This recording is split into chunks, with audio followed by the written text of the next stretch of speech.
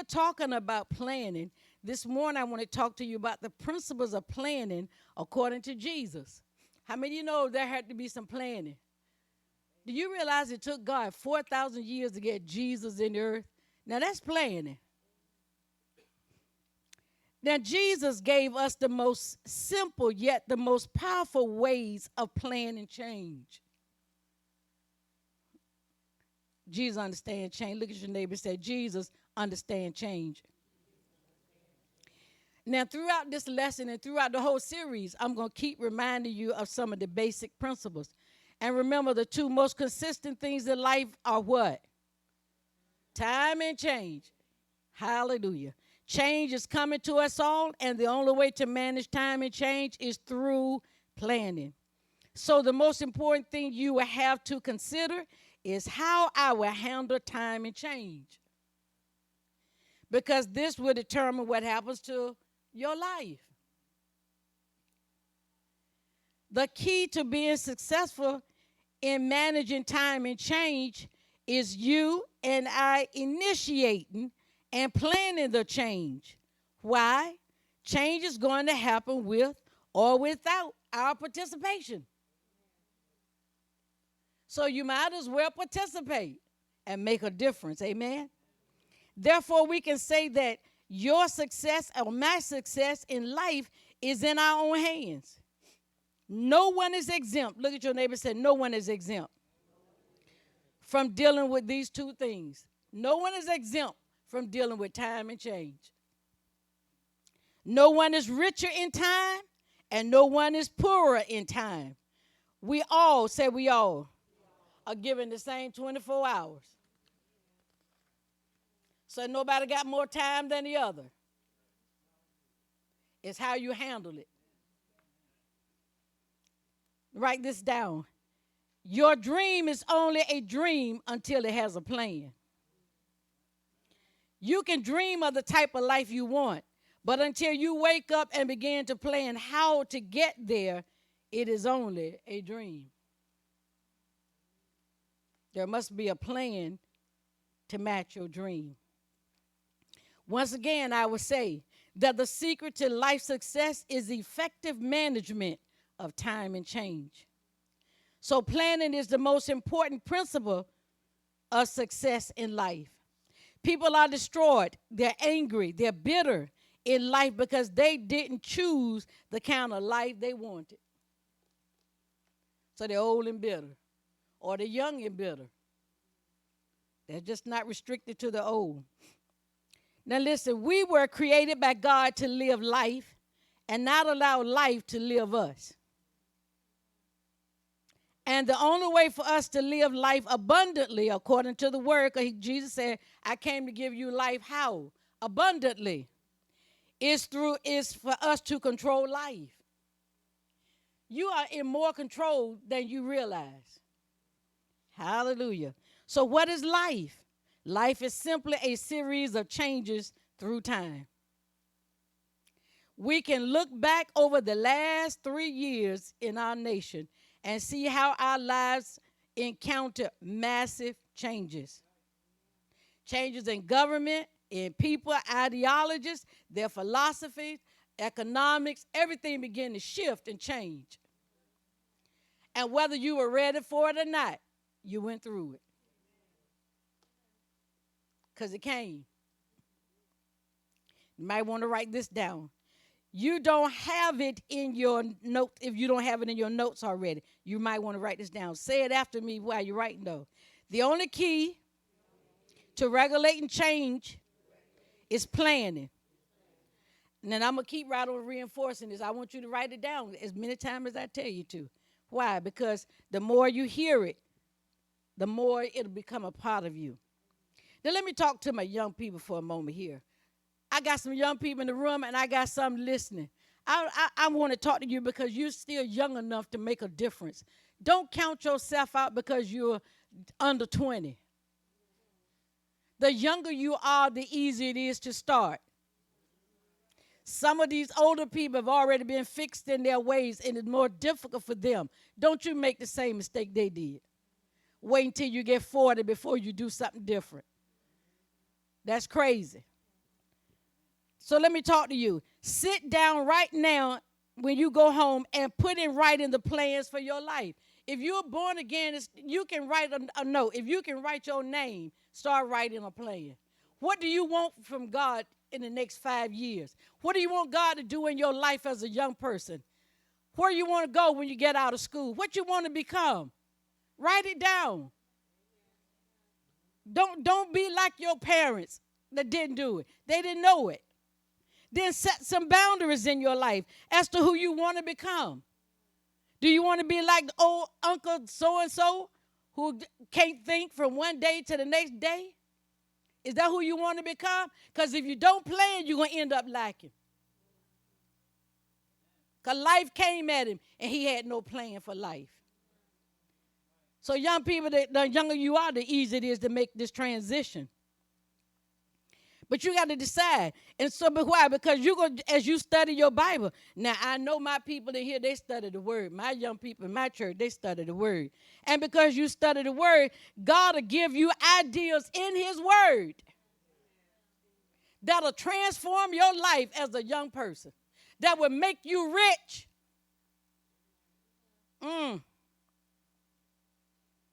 So start writing your plan. Because inside of this word is everything. And God will reveal to you that your life, how your life will turn out. But your life is going to turn out by the things you choose today. See, you think your decision as a young person doesn't matter. Yes, it does. Because you're shaping your constitution, how you're going to be as an adult. And you're not going to be any greater as an adult than you are right now as a child. People said, time will change. No, it won't change you. You got to change. Time doesn't change situations. Ooh, Jesus. So listen, you can plan to never, listen, I'm going to give you some ideas to put in your planning. Your planner. You can plan to never have children out of wedlock. You don't have to follow the same path as your ancestors just because they missed it. You can plan never to smoke, drink alcohol, not have sex before marriage. You can plan that I'm not going to be a thug. I'm not going to be a liar. I'm not going to be a cheater. I'm not going to do drugs. And I'm not going to be broke. I'm not going to be 40 and living in poverty. See, you can decide that right today. Start teaching your children that. Encourage them at home. They don't have to grow up like you did. They got a different place they're coming from. And as a Christian parent, you ought to encourage that. And I don't care who in your family failed at it. I don't care. You don't have to fail at life. You do not have to fail at life. And don't let nobody teach you their failures. Bragging on their sickness and all their failures. Leave that trash alone. That's right, Pastor Diana talking about your kin folks. Leave it alone. Because it will destroy your dreams. All right, that's for my young people. Now, your written plan can preserve you from the evils of this world. Because, man, I'm going to tell you, look at Proverbs. Look at Proverbs chapter 1. Because sometimes we kind of overlook the young people. No, they're included. When our kids were growing up and we had a faith project, we included our kids in it. Because their faith is just like my faith. If they born again, they don't have a different kind of faith. Put that together. I mean, man, your house, things that happen so quick because children don't have all the issues grown people have. Hallelujah. You need them in there. Proverbs chapter 1, look at verse 4. Look at verse 3. To receive the instruction of wisdom, justice, and judgment, and equity. To give subtlety to the simple. See, the Bible calls to the young man knowledge and discretion. He called you simple when you don't adhere to wisdom. And look at verse 5. A wise man will hear and will increase learning, and a man of understanding shall attain unto wise counsels. So you got a benchmark there. Now go down to verse 8. I'm helping y'all this morning because I don't want my young people to think they left out, because you're not. But you got to get in the will of God. You got to desire God just like the grown people. My son, hear the instruction of thy father, and forsake not the law of thy mother. See, you got to learn how to listen to your dad and mom. Now you say, well, they don't know everything I want down. Get that mess out your mouth. They already been you. You better hear somebody. I mean, you can't even buy your own shoes right now. What's wrong with y'all talking about you can't hear your parents? What? You be having a sign, and it won't be a wonder. I'm telling you, Well, look what it says, that when you embrace the wisdom and the counsel. Now, if your father and mother are not born again, and sometimes you are, you might have to ask the Lord to help you. But never disregard, because I found out even when your parents aren't born again, they still have some wisdom about life that you don't have. And you should never dishonor them because you think you're smarter than them. Because you're all techie. And they may not be as techie as you. But you still ain't got common sense.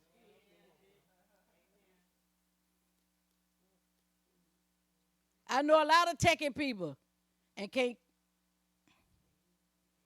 They just can't. I ain't going to say what I would think. They just can't. That's all you need to know.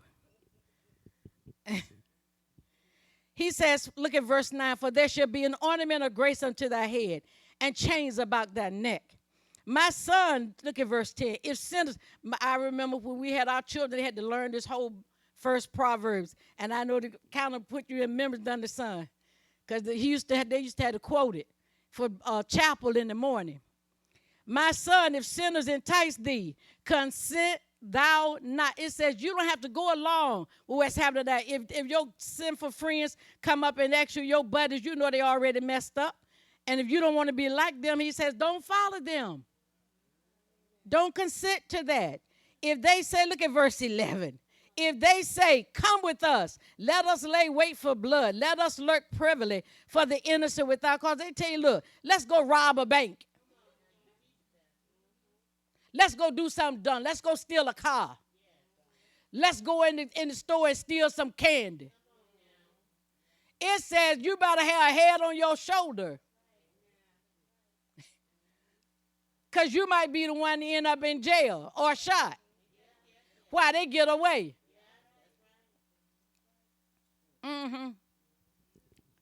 Look at chapter 7. Look at verse 6. I know because I had to come to my young people because sometimes they think they outgrow the parents and they don't. Chapter 7, look at verse 6. And I mean, I was just as surprised as you, but the Lord laid y'all on my heart, so I got to teach to you this morning. And chapter 7, verse 6. For at the window of my house I looked through my casement and beheld among the simple ones. Somebody say the simple ones. I discerned among the youths a young man void of understanding. See, he talk about, that if you can be void of it, that means you can have understanding. You don't have to be dumb to life.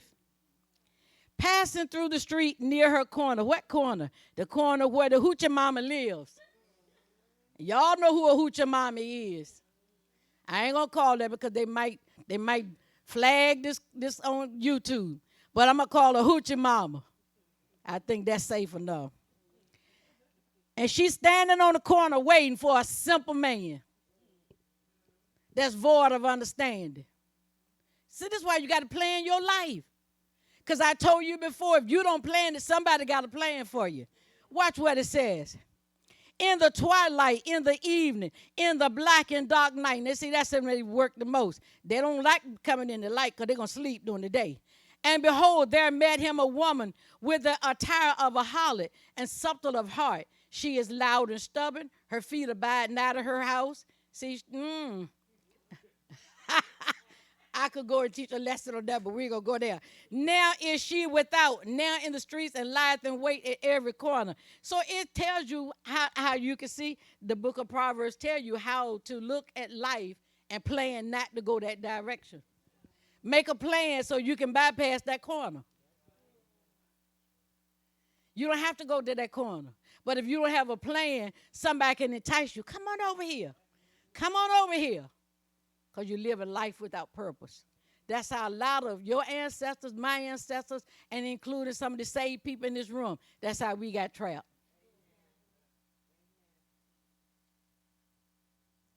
Because we had no plan for our lives. We were living it moment by moment. All right. There is something about writing down your plan to succeed that will keep you in check when you are being challenged. Ooh, Jesus. You must have something written to compare your decisions to. As you develop, even though grown people, as you are developing spiritually, as you are developing and you have to make decisions, all of us have to make decisions. Nobody's exempt from making decisions. Even babies make decisions. They can't express it or verbalize it the way you and I, but they're making the decision. You know, I watch my grandson often do something. His dad and mama say, JJ, don't do that. And he'll look and see who's watching. See, he's deciding. When that eye is letting me know he's thinking whether or not to do it or to do it. So all of us make decisions. But you need a plan that you can bump your decisions against. Why? Every decision you make will either have consequences or benefits. It always comes with something. Your plan will become your protection. Why? Because a plan doesn't only tell you what you want to do, but it would also tell you what you don't want to do.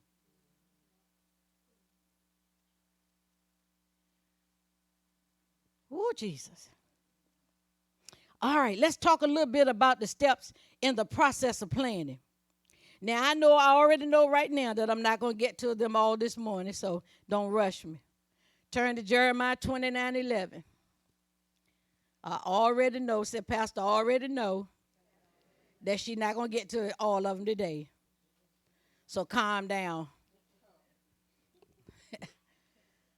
Jeremiah 29:11. We quote this quite a bit. When you have it, say, I have it.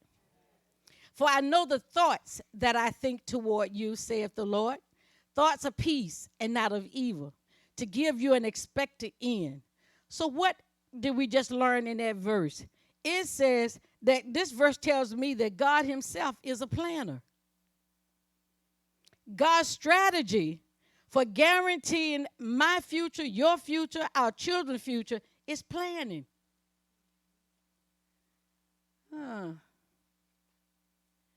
You can't have an expected end without a plan. You don't know how it's going to end out if you don't have a plan. It's kind of like when you have a surprise party and somebody says, surprise, you didn't know it was coming. But that's not the way life should be. You should know how your life going to end up. Because God is a planner, and you need to be one. God said, I already know your future that I planned. I created it. This is what we're talking about in Jeremiah 29:11. God also knows that he needed a plan to get you to your future. He could not present future to you without a plan. What's the point in having a future and you don't know what your future is supposed to do? So God is a planner. Because God understands this right here. God knows that planning is required to reach a destination. You must have a plan. Ooh, Jesus. God gave us a brain and the gift, say the gift, of imagination so we could participate in creation through planning. See, we're supposed to bring our imagination under control so we can plan like God. And speak what you want. Plan what you want in your life. Don't let nobody talk you out of what God has put in your heart as a plan. If you got a plan, say, you know what, this time next year, I want to live in this kind of house. It is doable. You can say, I want to be out of debt. It is doable. But you just can't keep it in your head. You got to put it on paper. Now it becomes a reality. It's on paper. See, reason we don't value what's written on paper because we violate contracts so badly. That's why the word of God has a hard time registering inside of you because you violate a contract in a heartbeat. You're going to be late no matter what. Paying your bill. If you got the money in your hand, you still going to be late paying it. See, we violate contracts that we don't even value our own with God. Because your plan is a contract between you and God. God says, write it down. And if I okay it, I'll back it. He just sealed it. If you don't give it to him, he has nothing to work with.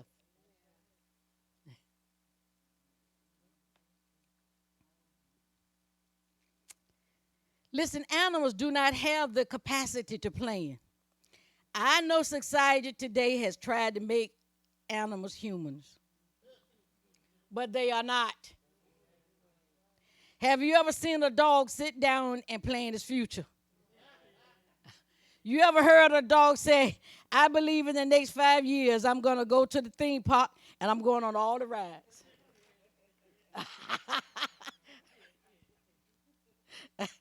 Animals live by instinct.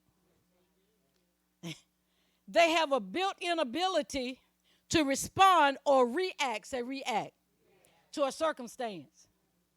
But they can't reason and plan. But you and I can. We can create the circumstance. In fact, the dog can't eat without one of us.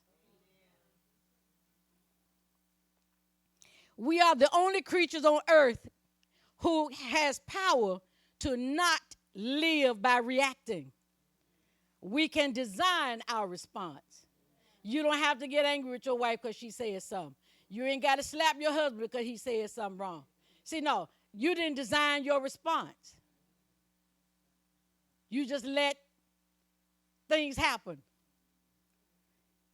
And everybody living with it. Okay. God made us like him. We are in the God class, and our ability to plan separates us from the animal class. This ability makes us extremely valuable and important. Because that puts us in the God class. It is better for you to change a plan than not to have a plan. Plans can and may change, but purpose is eternal. Ooh, Jesus. You need to write that one down. Plans may change, but purpose is eternal. Your purpose is your destination. The plan is a route to get there. Okay. Imagine yourself going to Greenbrier Mall, all you shopaholics. You know, you got money in your pocket. Your boo said, take the credit card and have at it. Now, there are many roads to get to Greenbrier Mall, right? Depending on where you're coming from. Now, let's say on your way to the mall, there was an obstruction or an accident. You know, that's liable to happen, especially if you're coming over that bridge, right? And you had to make a detour. Somebody say detour. The detour does not cancel your trip to the mall. You simply find another way. Because we ain't carrying the money back home.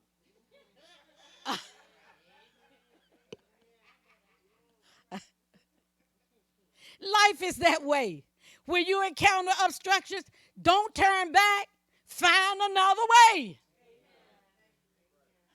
That's what you do in planning. Obstructions can be many things, like getting pregnant and not being married. Okay, you made a wrong decision. Don't kill the baby. Go another route. God got a plan for you and the baby. Don't get off the highway to your destination because you experience detours. Find another way. Ooh, am I helping anybody this morning? Look at Proverbs 20:18. You know the old saying said, well, where there's a will, there's a what? You got it. That's what I'm talking about. Proverbs 20, look at verse 18. Okay, why didn't you switch when I told you to switch? Proverbs 20:18. Every purpose, or we can just eliminate the word every. Purpose is established by counsel, and with good advice make war. Huh, Lord Jesus. That's a whole thing right there. I'm going to tell you the truth. When I begin to study that, I'm going like, okay. This says to make plans by getting counsel first. You don't make good plans off the top of your head because you're going to leave something out. The reason we are a teaching church is so that we can help you plan your career, your marriage, your child rearing, your future. Teaching is supposed to aid you in your planning. I know you didn't think it like that. To give you insight into the affairs of life. Then you are supposed to take what you are being taught and apply, to your life's plan.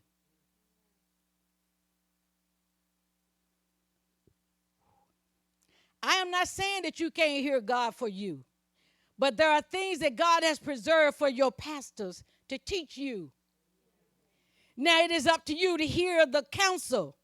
However, if you turn a deaf ear to it, you will experience unnecessary obstructions and downtime that might even take you off the road to your destination because you ignored counsel, because you devalued something I'm saying.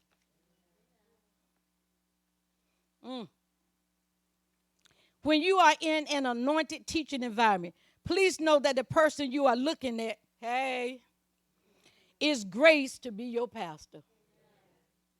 Or else I wouldn't be here. I didn't call me to do this. So we ought to make plans by seeking counsel. And if you're going to get into a fight, because it's talking about a war in there too, obtain guidance before you start. Look at 1 Samuel 17. I'm learning that we pick fights with the devil that we're not equipped to win yet, because you don't get no guidance on it. Chapter 17, let's begin with verse 1. Now, this is the account of David. I may not read all of it. When the Philistine army, you got great big ugly Goliath out there threatening the Israelites, the army of Israel, and Saul and everybody scared. They're hiding back, and they're trying to find somebody that would sacrifice their life and go out there and fight Goliath. Because that's basically what they're asking somebody to do. The whole army wouldn't go out because Goliath told them, said, I'm gonna he said, and then y'all coming out, he said, I'm gonna take all y'all by myself. Well, I mean, what would you think? He almost 10 feet tall. That is kind of daunting, isn't it? To look up at a 10-foot guy. I mean, I know how it is, but I got to look up at Brother Joe.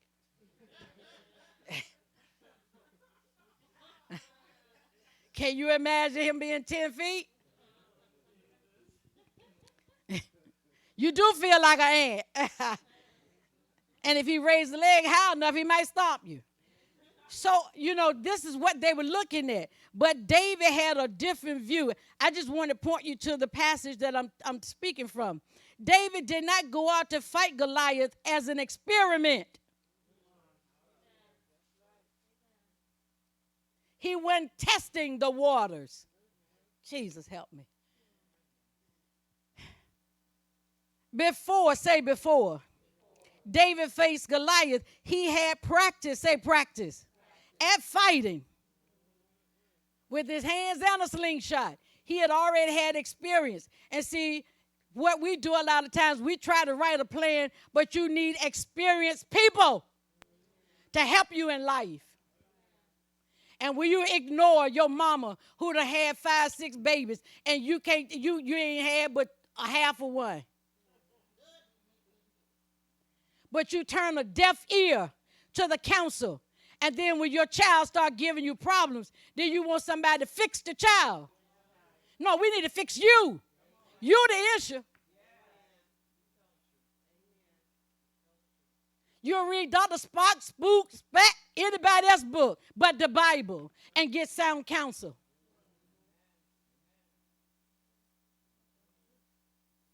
And then when your children go astray, you don't know what happened. I do. It was you.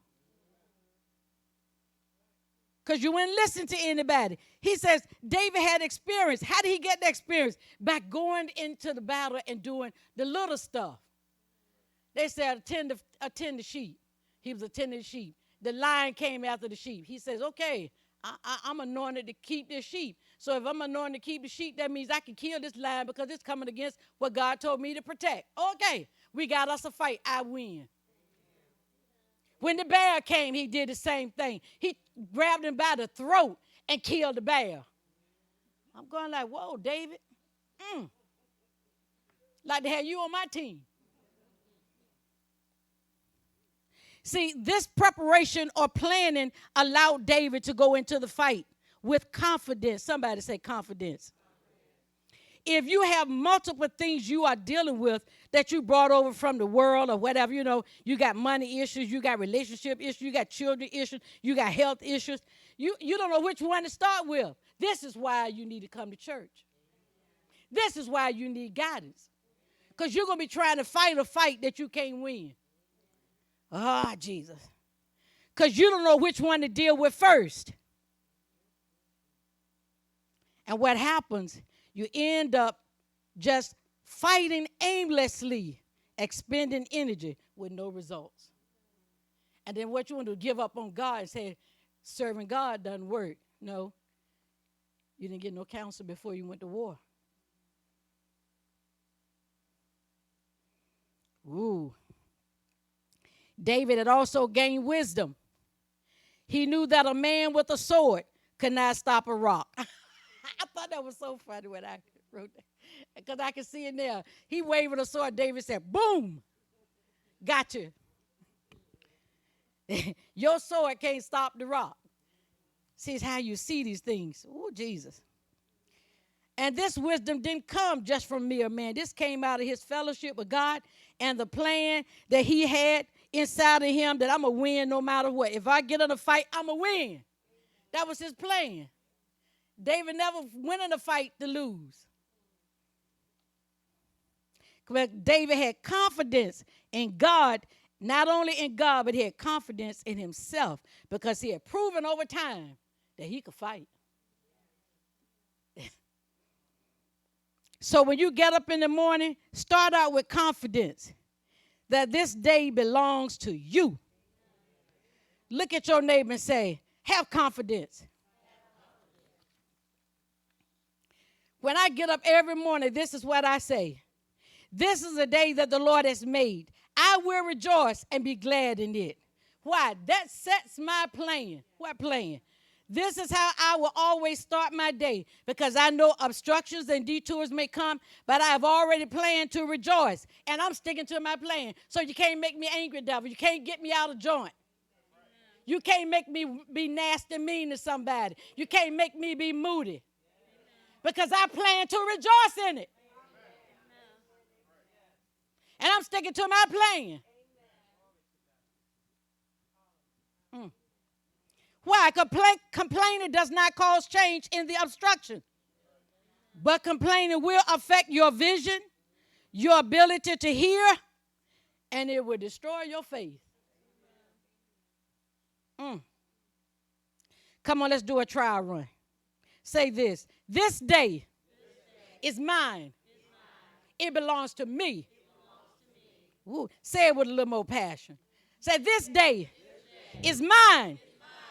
It belongs to me. This means you must have lived your day before you start your day. Woo, Jesus. I'm speaking those things that be not as though they were. I've already lived my day before I get started. Why? Because a plan is finishing before you start. That's what God did. He taught Abraham how to believe, how to see the end from the beginning. Jesus. A builder can't start building your house until you show him the what? Finished plans. He can't build just from your brain. You got to show him some finished plans. God needs some finished plans so he can construct your house. All right, look at Proverbs 21. We're going to close in just a little bit. Proverbs 21. You learning? Look at verse 5. Our God is a God of plans. Proverbs 21, verse 5. The thoughts of the diligent tend only to plenteousness, but everyone that is hasty only to want. So it says, the thoughts of the steadily diligent tend only to plenteousness, but everyone who is impatient and hasty hastens only to poverty. So people without a plan automatically becomes poor. You're going to always live beneath what God designed for you. In other words, you planned your poverty. You said, no, I didn't. I don't get enough money. Who's stopping you from getting more money? I got to work this kind of job. I didn't finish high school. Who stopped you from finishing high school? You had an obstruction. Can you go back to school? Can you do school online? Can you buy some books and read it? Then you can change your dynamics. You can change your economics anytime you want to. We blame society for how we chose. So by not planning profit, you plan poverty. You are the way you are because you didn't plan differently. So stop blaming people. You are the way you are because you didn't plan differently. You can start today. Somehow we think things would just work out. Things don't ever work out, but they will work you out and wear you down. Whether you succeed or fail depends on the plan you have or don't have. Your success is waiting on a plan. Planning is more work than working. You will spend more time in planning than you do in working the plan. Ooh, Jesus. That's how important the plan is. God did more planning than it took to get Jesus here, because he had to plan through all that stuff. Also in this verse we just read in Proverbs 21:5, we see that the word haste. You cannot or should not go into life hastily. Don't rush to do something. Don't let nobody tell you, it's on sale. Go buy it now. And then you get home and you don't like it and it's hanging in the closet and you never wear it. And because it's on sale, you can't take it back. You're either going to give it away or throw it away. Never do anything hastily. All right, let's define planning. Are you ready? Woo, Jesus. Planning is the management of the distance between your conception and your destination. I'll say it again. Planning is the management of the distance between your conception and your destination. It's going to come clear. Let me keep talking. Planning is the management of the distance between your birth and your death. Planning is applying purpose to time. Time is present anyhow. Planning is giving that time purpose, or meaning. Planning is documented proof as to how that time will be used. It is when you document or write a preconceived determination of how you want to use that time. In other words, planning forces you to put in writing how you will use time.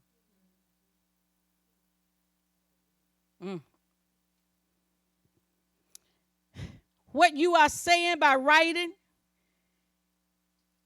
the plan is time you are going to be used for this, and you are not going to tell me what to do. I'm telling you what will be done. That's what your planning does. You tell time what you're going to do.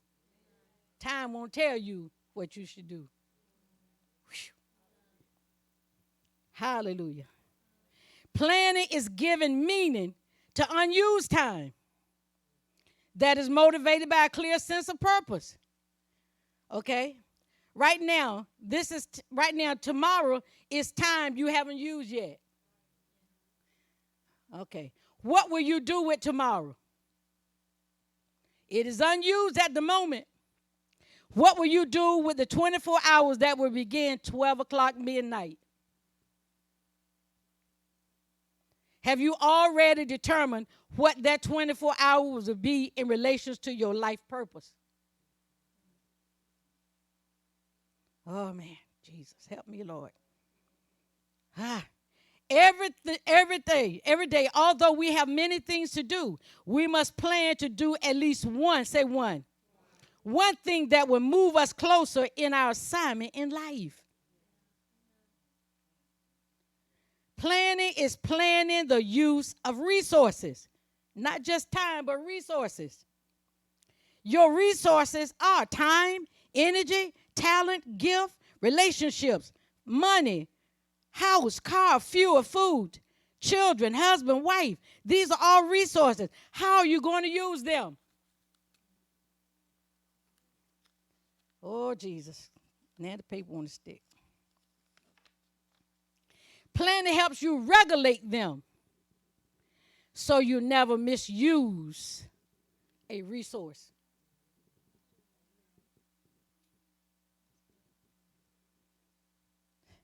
See, listen, if you are the one in your family that always bailing someone out of their financial dilemma, you're misusing your resources. Ooh, they got scary. Especially if they don't want to listen to counsel. Everything in their life, I've said this before, is urgent care. All they want you to do is react to their poor planning. That's a waste of resources. They won't plan correct because you are their backup. What would happen if you died today? They would still live. And they're going to have a place to eat, to stay, and something to eat. They just make you their source because they're poor planners. And you're afraid to say no. You're going to stay broke. Because you're mishandling a resource that God gave you to manage. Oh, Jesus.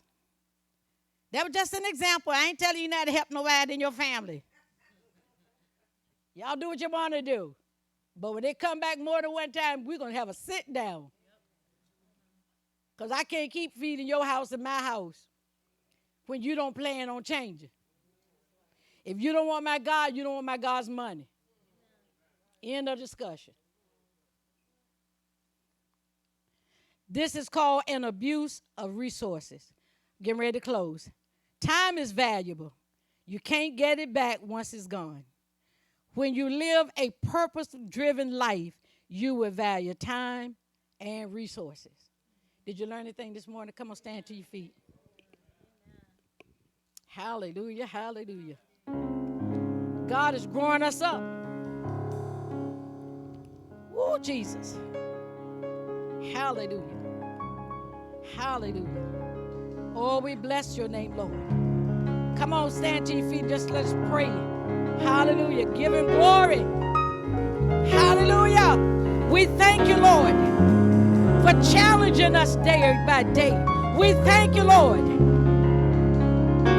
We here at Rapture Worship Center, we want to be used by you, Lord. We want you to understand, Lord, that we are changing our lives to fit the plan that you've already designed for us. We want to reach our destination. We don't want to leave this earth full of potential.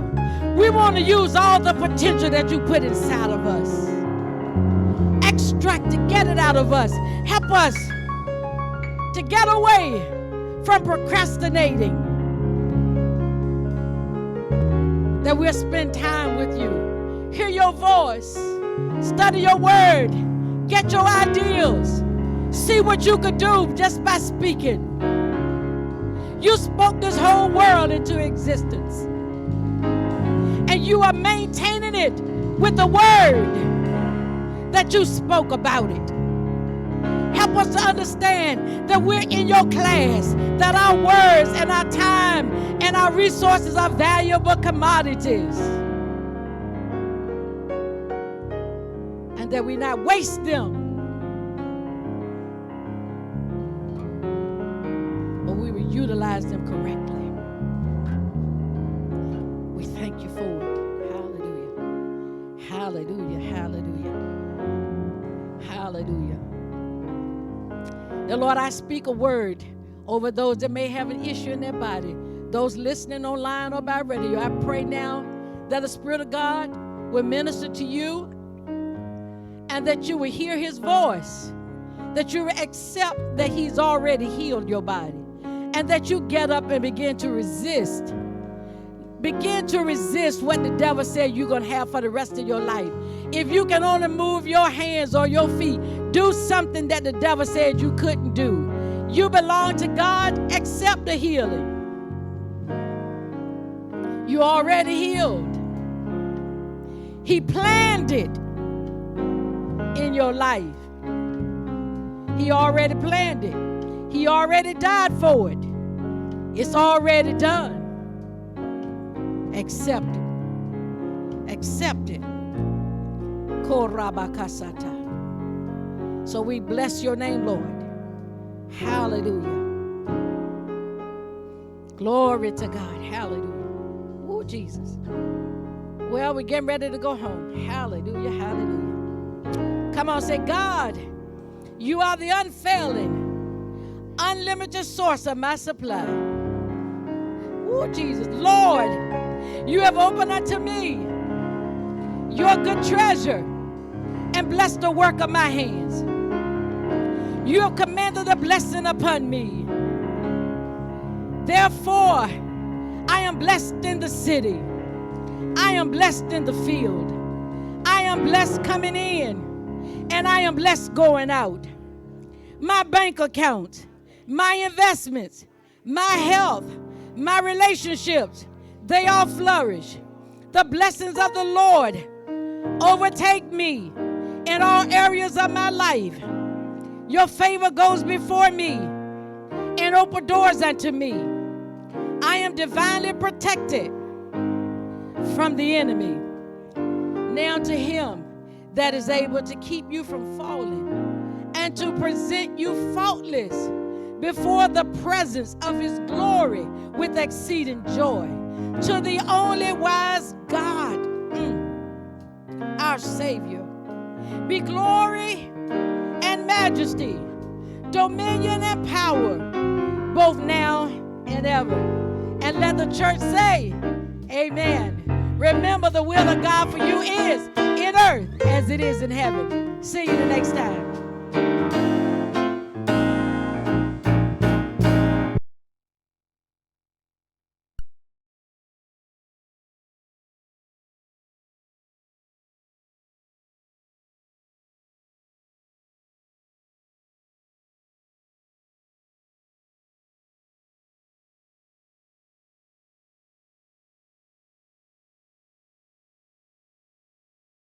Thank you for watching this broadcast. We don't want you to miss when we go live again. So if you live in the United States, text the word Rapture to 757-780-4949, and we'll send you a text message whenever we go live. If you live outside of the United States, then subscribe to our YouTube channel or like our Facebook page. The link to both of those sites are in the description of this video. You can also listen to this sermon and all of our others on the go on Spotify, Apple Podcasts, Google Podcasts, Amazon Music, and more. Click any of the links in the description of this video to subscribe. If you're ever in the area, we'd love for you to join us in person for a live service at 205 10 Turn Court in Chesapeake, Virginia, 23320. Thank you again for watching this broadcast. We love you, God bless you, and we'll see you soon.